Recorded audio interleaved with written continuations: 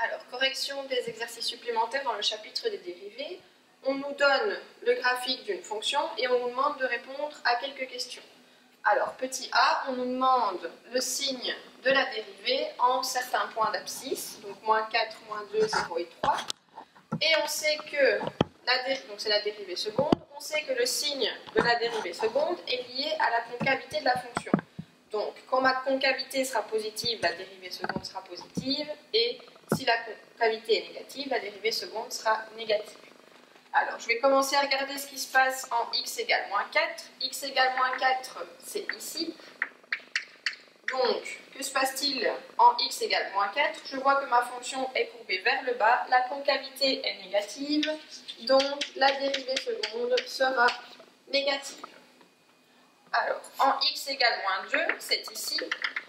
Quelle allure a ma fonction en x égale moins 2? Elle est courbée vers le haut. La concavité est positive, donc la dérivée seconde est positive.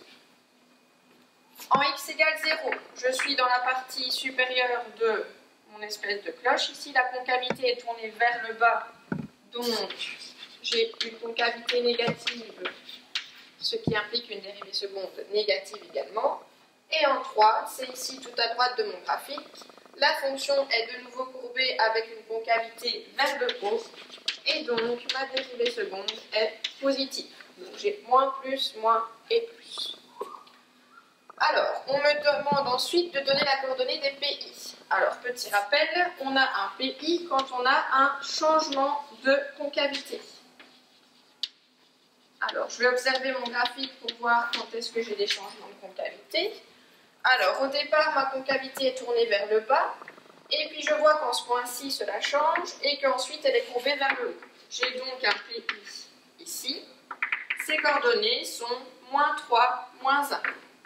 Premier PI en moins 3, moins 1. Ma concavité est tournée vers le haut, et puis je vois qu'ensuite ça change, elle sera tournée vers le bas. Où est-ce que je passe d'une concavité vers le haut à une concavité vers le bas? En ce point-ci. Les coordonnées de ce point-ci sont moins 1, 1. J'ai donc un deuxième PI en moins 1, 1. Alors, toute cette partie-ci de ma fonction a une concavité négative. Et à la fin, sur la droite, je vois que de nouveau, elle est courbée vers le haut. J'ai donc un dernier PI ici. J'en avais un ici à gauche et il m'en reste un dernier ici. Ses coordonnées sont 2, 1. Ma fonction admet donc 3 points d'inflexion en moins 3, moins 1, moins 1, 1 et 2, 1. Alors, petit c, on nous demande de trouver une équation cartésienne des tangentes dans ces pays. Donc le premier c'est en moins 1, en moins 3, moins 1. Ensuite, j'en ai un en moins 1, 1. Et le dernier en 2, 1. Alors, ces tangentes sont déjà représentées sur mon graphique. La tangente qui passe au point moins 3, moins 1 est une tangente horizontale. Son équation est donc du type y égale, et ici c'est y égale moins 1, vu que c'est une droite horizontale, en moins 1. Y égale moins 1, c'est une tangente horizontale.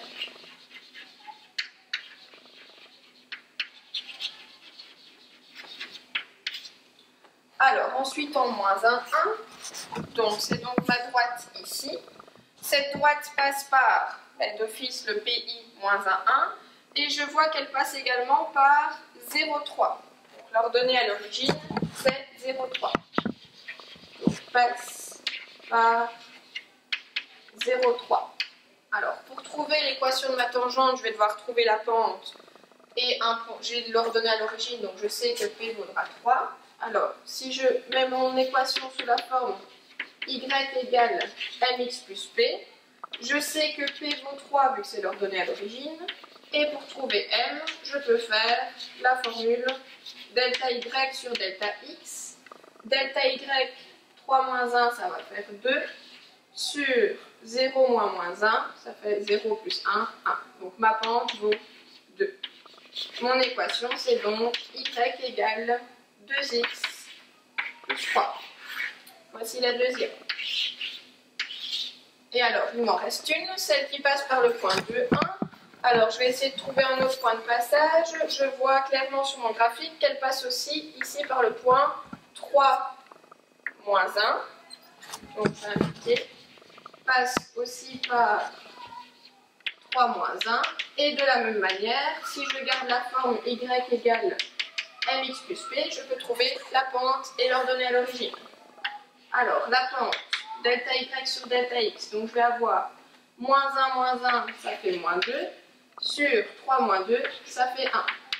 Donc, ma pente vaut moins 2, y égale moins 2x plus p.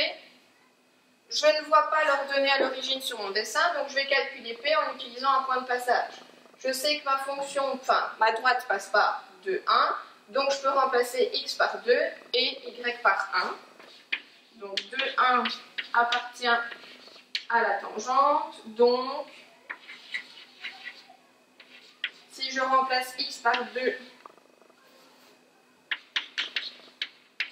et y par 1, je vais pouvoir trouver la valeur de p. J'ai 1 égale moins 4 plus p, donc p vaut 5. L'équation de ma tangente, c'est du coup moins 2x plus 5. Voilà pour mes 3 équations de tangente. Alors, petit d, on nous demande d'étudier le signe de la dérivée de f. Alors, on sait que la dérivée de f, c'est la pente de la tangente. Et du coup, ça va être lié à la croissance de ma fonction de départ. Si ma fonction est croissante, je vais avoir une pente de tangente positive, donc ma dérivée va être positive. Si ma fonction est décroissante, je vais avoir une dérivée négative.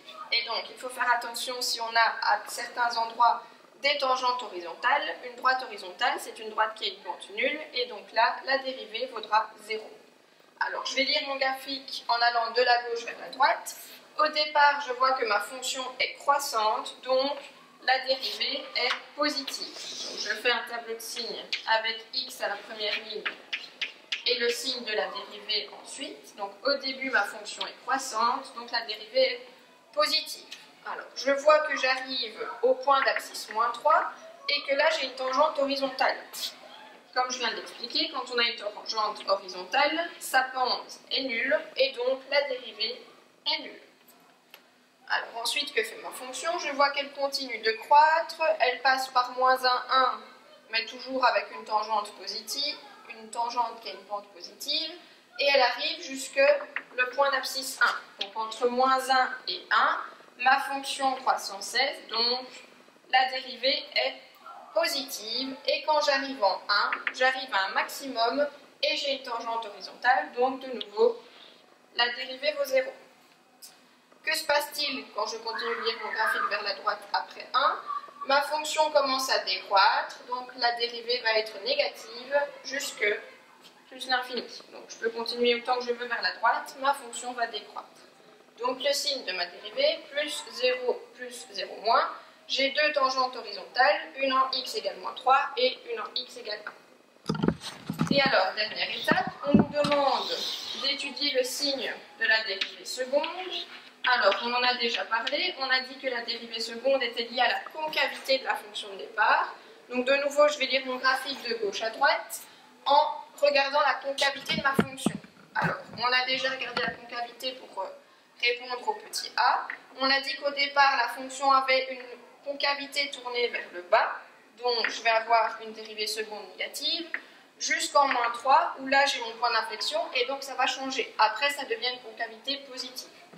Donc, au départ, ma concavité est négative, et en moins 3, j'ai un point d'inflexion, donc ma concavité devient ensuite positive. Quand j'ai un changement de concavité, mais du coup, en moins 3, ma dérivée seconde vaut 0. Alors, ensuite, j'ai une concavité tournée vers le haut jusqu'à mon changement de concavité suivant qui est en moins 1. Donc, point d'inflexion suivant en moins 1. De nouveau, en moins 1, la dérivée seconde est nulle et j'ai un changement de concavité. Elle devient ensuite négative. Elle reste négative jusqu'en 2. Donc, entre mes deux PI, ici, j'ai ma cloche qui est courbée vers le bas, donc c'est une concavité négative. Dernier PI en 2. Donc ici, je vais de nouveau avoir la dérivée seconde qui vaut 0 et un changement de concavité. La fonction termine avec une concavité vers le haut. Donc en c'était 2. En 2, ma dérivée seconde est nulle et la fonction termine avec une concavité vers le haut. Le signe de ma dérivée seconde, c'est donc moins 0 plus 0 moins 0 plus. J'ai 3 pi en moins 3, moins 1 et 2.